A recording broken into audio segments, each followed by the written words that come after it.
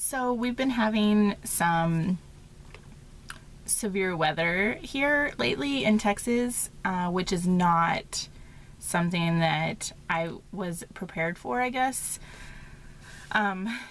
Anyways, I wanted to talk to you a bit about severe weather and living in an RV, and both of those really just don't mix.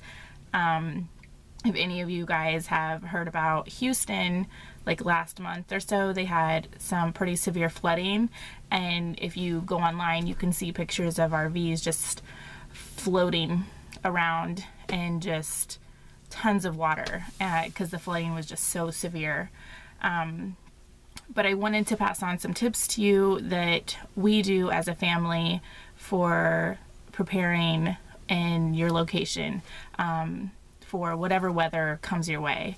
Our first trip, whenever we took our maiden voyage, was to Kansas, and everyone knows Kansas is basically Tornado Alley.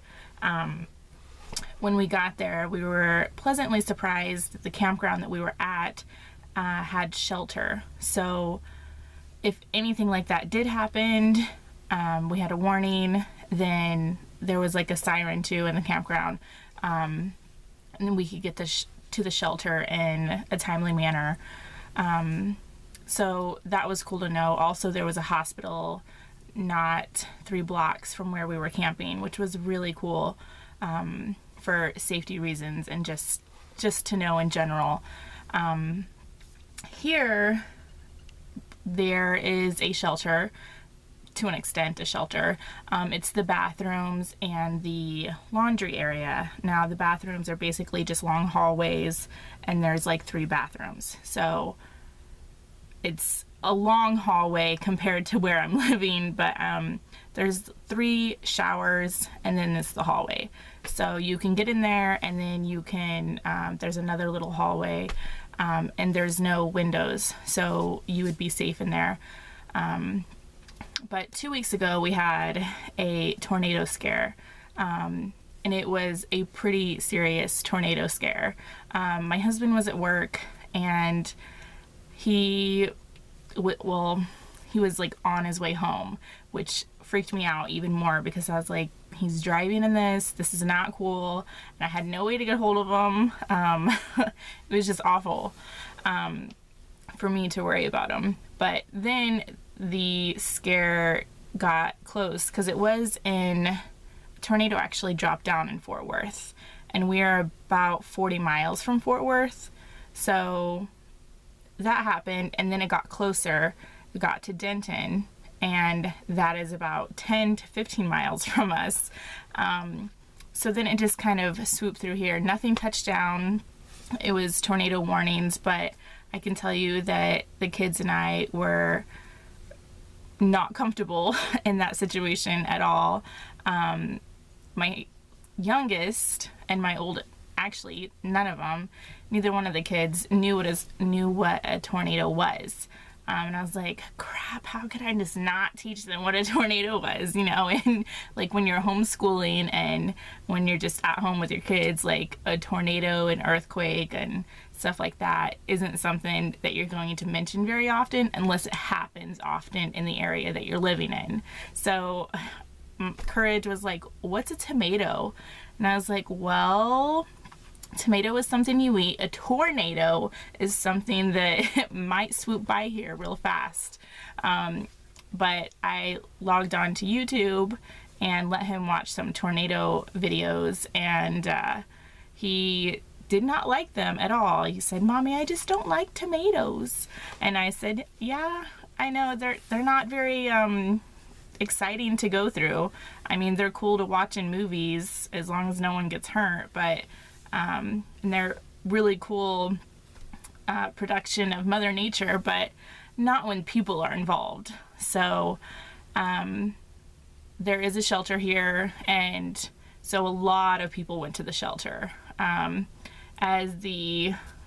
It kind of just swooped in. We had heard it on the radio and everything before it even started happening. We listen to the radio here about 80% of the time. Our radio is on.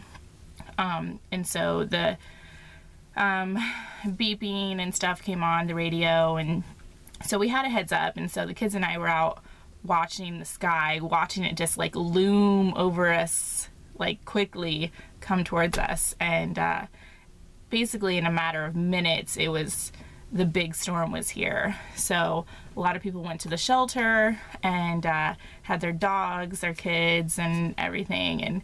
And when that many people are in such a small space, it gets very cramped, and there is no personal space, which is okay as long as you're safe.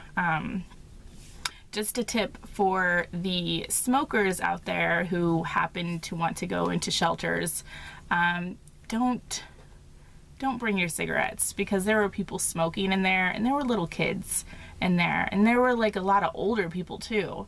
Like you don't know their health situation, and in general, I just don't think it's okay to smoke around little kids. So try to be respectful if you're a smoker and you're in a very cramped area like that, and it's a safety thing because no one can move anywhere and no one can go outside because there's a possible tornado.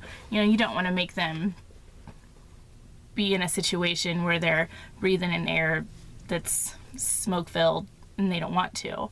So just try to be respectful for when it comes to that. So anyways, a lot of people were in there, and it lasted a couple hours. We were in the RV for just the first little bit of it, and I mean the whole RV was just rocking and shaking, and everything around us was blowing around. I had thought that I had put all of the kids' stuff that was outside in an area to where it wouldn't blow away. I was wrong. So wrong.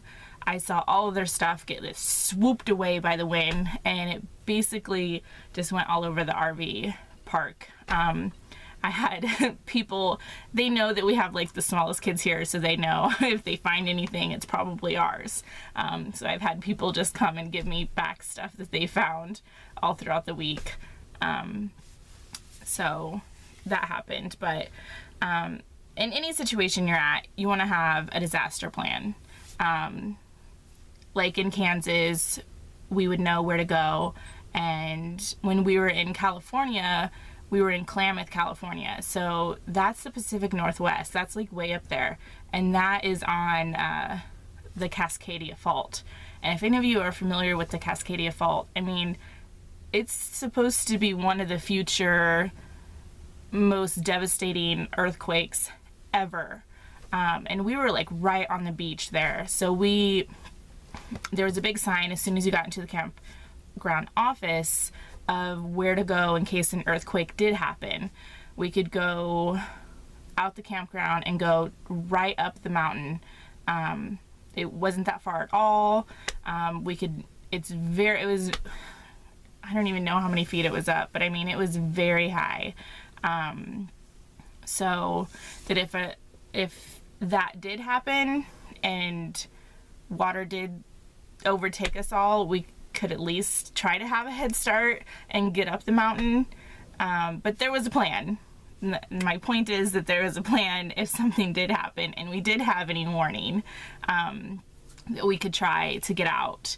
And just like in Illinois, tornadoes happen there.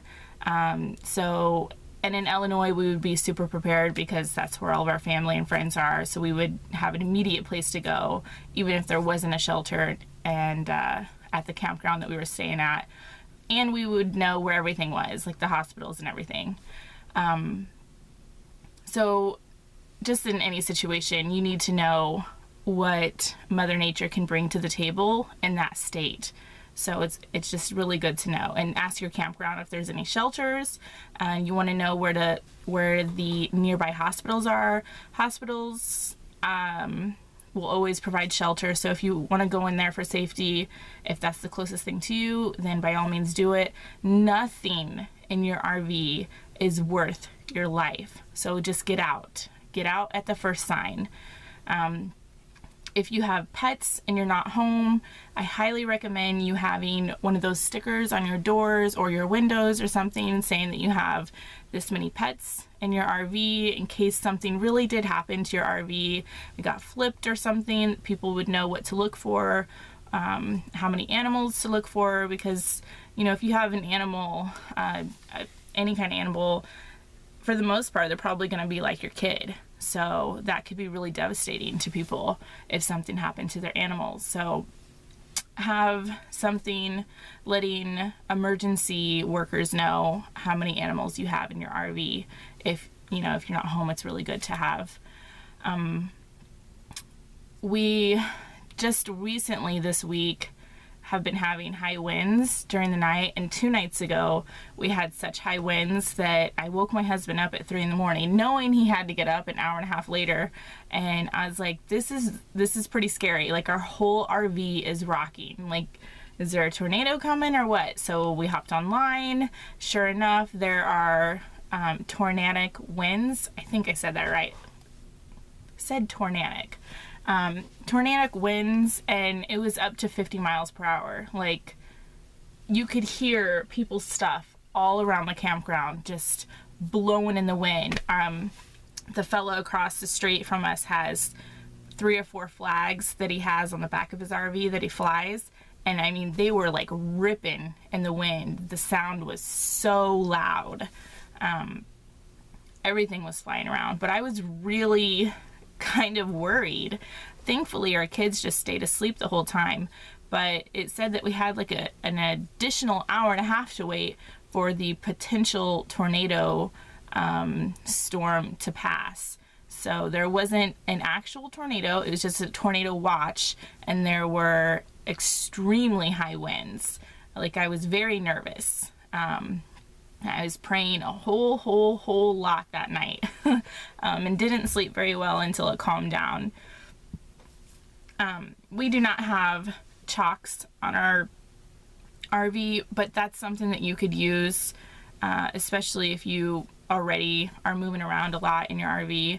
But you put them in between your 2 tires if you have an RV with 2 tires, and it basically prevents your RV from shuffling back and forth just in wind or when you walk. We don't have that issue when we're walking in our RV, or unless the kids are playing really rough, so we don't really feel it. But I know in our old RV rocked a lot when we walked or when the kids ran down the little tiny pathway that we had. So that would be something to possibly invest in if you're in constant high winds and you don't want to feel your RV shifting as much. So I can tell you that, I mean, it was extremely uncomfortable having very high winds like that and being in an area where there are possible tornadoes.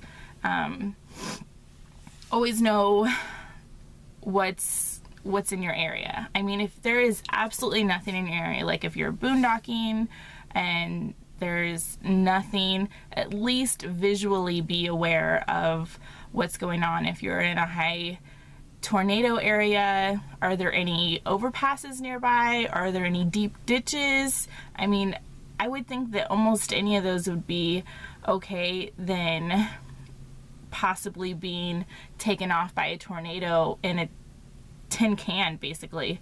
So just be visually aware of your surroundings if a severe weather alert comes your way. I know a lot of people are snowbirds, so you know, Texas right now is kind of getting some severe weather, and Florida gets it all the time, just here and there. So just be careful and have a disaster plan. Make sure everyone in your RV knows what's going on. You know, no matter the situation, make sure if you get stuck somewhere in your RV that you can get out the other windows, and that there's more than one exit plan, and that if you guys get separated, you know where to meet up. And this should happen at every single campground that you go to, because I would think that every disaster plan would be different depending on the campground. Like, where are you going to meet up? I mean, you can't always meet up at the bathrooms in every campground, because not every campground has bathrooms, and not every campground bathroom is like a shelter, because there's so many windows sometimes in them. So be aware of that. I would just honestly get out at first sign. Make sure that you have proper insurance, especially if you're a full-timer. Make sure that your insurance covers everything. We have full coverage insurance on ours, and then we have a certain amount that covers all of our valuables. So if anything did happen to our RV and it got totaled, we would get, like, I don't know, ours is pretty low. I think like $10,000 or $11,000 to replace all of our just like our books and our clothes and our shoes and stuff like that. So make sure you know exactly what's going on with your insurance. I know that when we had homeowners insurance, sometimes it would be a bit deceiving. So I'm sure that sometimes RV insurance could be like that too. So really look into it, ask all the questions, make sure you get satisfied answers to your questions, and make sure that wherever you're at, if stuff like that does happen, like severe weather, that you're totally covered. You know, I had heard, I don't know if it's true, but some places in Florida where there's constant hurricanes or flooding or something, that houses are not covered by that, an act of Mother Nature. So they just don't cover it. So if your house gets destroyed by a hurricane or flooding or whatever, then you're screwed, basically, which is not cool at all. I don't know what the point of insurance is if they don't cover that. But likewise with your insurance, make sure that you know your coverage in and out. So that's my tip for today. Any of you guys who are staying in the surrounding areas in Texas with me, be safe, because I know lately it's been kind of scary with the high winds and the tornado watches just everywhere. So be safe. Thanks for watching.